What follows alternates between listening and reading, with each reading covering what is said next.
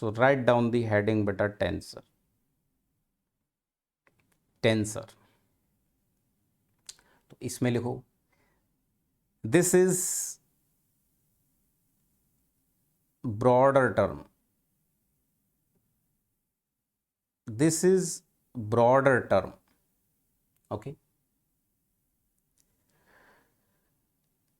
scalar and vector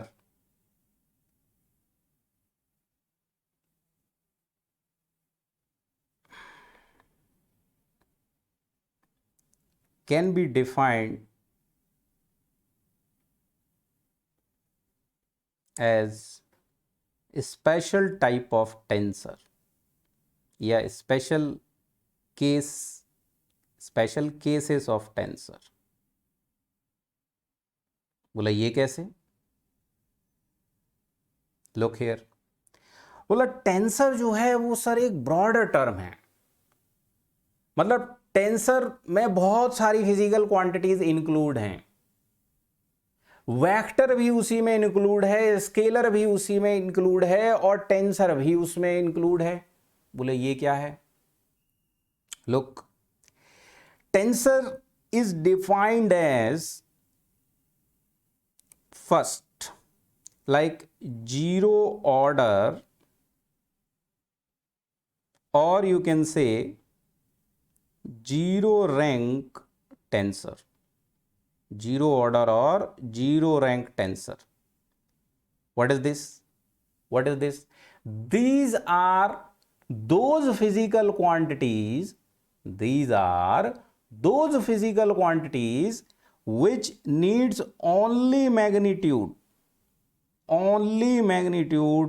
and no direction is needed। no direction बोले तो zero direction is needed, zero direction is needed। एक भी direction need नहीं है जिस फिजिकल क्वांटिटी को एक्सप्लेन करने के लिए completely, that will be called zero order और zero rank tensor. Only magnitude is there, so this will become what? This will become actually scalar. Okay, so this will be special case। now second one, this will be what? this will be first order, or you can say first rank, first order और first rank tensor। First order और first rank tensor मतलब उसमें magnitude होगा, there will be magnitude and one direction will be needed, one direction will be needed. तो ऐसा कौन सा quantity है भाई जिसमें मैग्नीट्यूड हो और एक डायरेक्शन नीड हो, एक सफिक्स लगता हो? That is vector. So this is special case. Second case will become vector. Now there can be third case, second order tensor. लिख पा रहे हो? फास्ट तो नहीं है। सेकंड ऑर्डर और सेकंड रैंक टेंसर, ये क्या होगा? बोला इसमें मैग्नीट्यूड तो होगा ही होगा, साथ में two directions will be needed. अब इसको भी कुछ नाम देना पड़ेगा भाई। पहले को नाम दे दिया स्केलर, इसका नाम क्या हो गया आज से? वो फोन करते हैं ना, बोले आज से तुम्हारा नाम ये है, बोले इनका नाम हो गया स्केलर।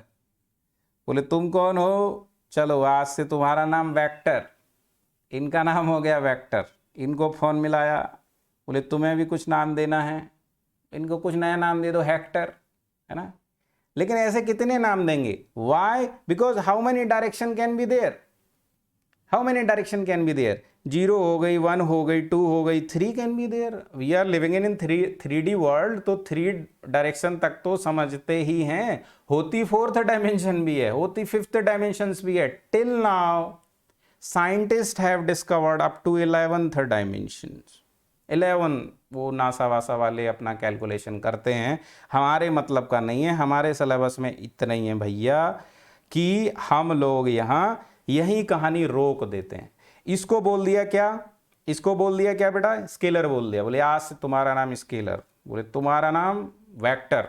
इनको कुछ नाम देना है तो इनको नाम ही दे दिया एक्चुअली टेंसर। बोले यही कहानी खत्म करो। Up to this it is sufficient for our syllabus, so they started calling it self tensor। So this will become what? Scalar. This will become what? Vector. And this will become what? कोई भी नाम दे सकते थे, but कहानी यहीं रोक दी गई और इसको बोल दिया गया टेंसर। बोला ये टेंसर क्वांटिटी है, ये स्केलर क्वांटिटी है, वेक्टर क्वांटिटी है, तीनों ही टेंसर। सच्चाई क्या है? All three are tensor, all three are tensor, but नाम देने के लिए दे दिया है। So these are the tensor quantities. That's why you call the stress a tensor quantity. That's why you call a stress a tensor quantity. Mass is also tensor, beta. If someone asks you mass is tensor or not, interview में तुमको यही पूछ दिया mass is tensor और not, अभी moment of inertia पे भी आ रहे हैं, then you have to say yes sir, mass is also tensor, it is zero order tensor sir, then he will be very happy. Direct selection, no more question. Got the point? So stress, you know, you call it tensor quantity. So actually stress are what? If we want to give correct name to the stress, so these are actually second order tensor quantities. Second order tensor quantities. Now come to the moment of inertia.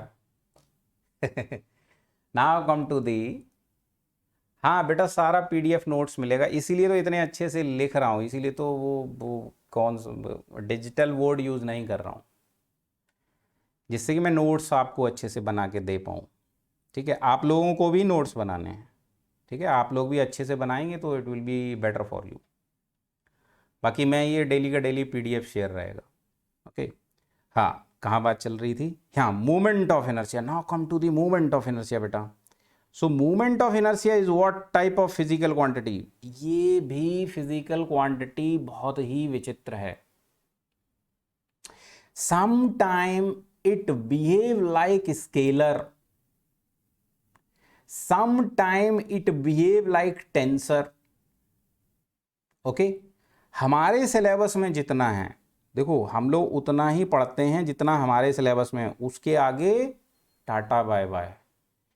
हम लोग देखो ये IXX लिखा है, but when I will be doing the problems मैं एक ही बार लिखूंगा IX, that's it, दो बार लिखूंगा नहीं। ओके, नाउ मैं एक ही बार लिखूंगा IY, दो बार मुझे YY लगाने की जरूरत नहीं। जब मैं लिखूंगा IY आप समझ जाएंगे, क्योंकि वो स्केलर की तरह एक्ट करता है। जितनी हमारी कैलकुलेशन है, like when we write T equal to I alpha in the simple mechanics, classical mechanics और क्वांटम मैकेनिक्स में फ़र्क समझते हो ना? क्लासिकल मैकेनिक्स जो ये हम लोग पढ़ रहे हैं, जो हमारे सिलेबस में है, न्यूटन वाली, इसमें this I behave like a scalar quantity. Cutting point और नॉट? फिर जब हम क्वांटम मैकेनिक्स में जाते हैं, उधर ये टेंसर की तरह भी बिहेव करती है। ठीक है, it also start behaving like tensor. ठीक है, एरिया को, जैसे ये तो बड़ी बात हो गई, एरिया को अगर हम बात करें, एरिया को ऐसे तो हम स्केलर मानते हैं बेटा, एरिया को हम लोग स्केलर मानते हैं बेटा, लेकिन जब याद करो मैथमेटिक्स में वो डाइवर्जेंस और कर्ल और ये सब करते हो, उधर क्या एरिया का भी ऐसे परपेंडिकुलर नॉर्मल वेक्टर बनाते हो कि नहीं बनाते हो? एरिया का भी परपेंडिकुलर नॉर्मल वेक्टर बनाते हो कि नहीं बनाते हो? एरिया भी वेक्टर क्वांटिटी बन जाती है। ठीक है, तो एक्चुअली फिजिकल क्वांटिटी जो है, इसको समझना बहुत ही टेढ़ी खीर है, और फिजिकल क्वांटिटीज को लोग हल्के में ले लेते हैं। क्या फिजिकल क्वांटिटी, पहला चैप्टर ये तो अपने को आता है। गेटिंग पॉइंट और नॉट? सो अभी ये एरिया भी वैसे बिहेव करने लग जाएगा, तो हमारे सिलेबस में क्या है, हम अपने सिलेबस तक रहेंगे। We will be limited up to our syllabus only, GATE and ESE। Our movement of inertia will be scalar quantity. बात समझ आई कि नहीं आई? Movement of inertia will be scalar quantity. ठीक है, ये T equal to I alpha वाला जब फॉर्मूला लगाते हो, इधर कभी IX लिखते हो क्या बार बार? ओके, नहीं, किस पॉइंट के अबाउट लिया गया है बस वो लिया जाता है। जब पढ़ेंगे rotational motion we will C.